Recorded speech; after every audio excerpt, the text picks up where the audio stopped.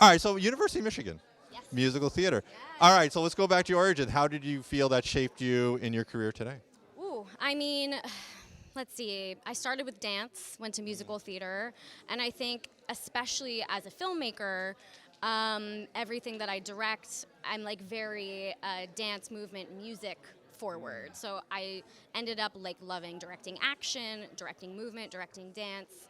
I think like understanding music really well, reading music, that all like funnels straight into how I do my filmmaking. A lot of times I pick music first, and I like to play music on set, and I think it's just it's a specific type of filmmaking, you know, but I think absolutely dance musical theater has 1,000% made me the filmmaker that I am.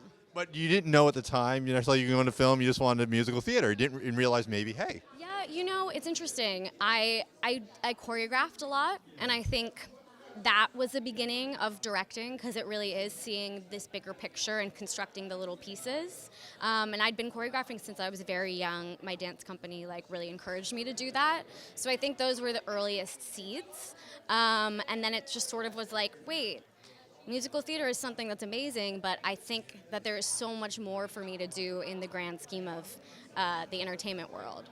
So I just started kind of like taking that choreography instinct and making bigger and bigger things with more elements. Now, how did you transfer? All right, so you graduate, because students watching the show are graduating this year. How did that transfer to, hey, I can actually make money at this and doing something I love? Yeah, I mean, I graduated. I was really lucky to have a great showcase. So I signed with an agent that was bi-coastal. I always sort of had this idea of going to LA and maybe expanding beyond musical theater. And so I think a big thing is like following your instincts. And something in me was like, I don't know, like there's something else. And so I just kept following that. And then I started booking a lot of film and TV as an actor, dancing and everything, and as well, and modeling jobs, commercials. And as I was spent years and years on set, I was like, I think I can do the other side of it. And I kept saying that enough times and saying it to enough people where I was like, okay, now I need to like practice what I preach, and I have to let go of it being perfect because I have to start. So I think that was a big turning point for me. I was in a feature that I didn't think was like run particularly well, so I left and I was like, I'm gonna start making shorts.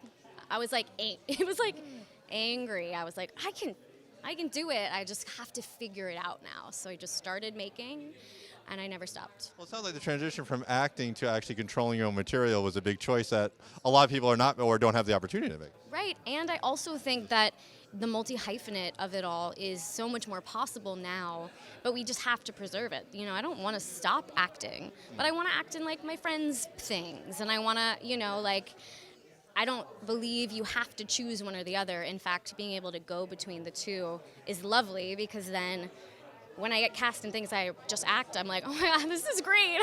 I mean, I can just like walk in and like leave.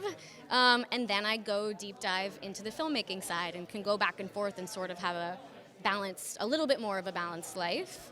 But yeah, I think being an actor, just being on set all of the time, getting that experience, seeing how things are run, paying attention, watching the directors, absolutely helped that transition.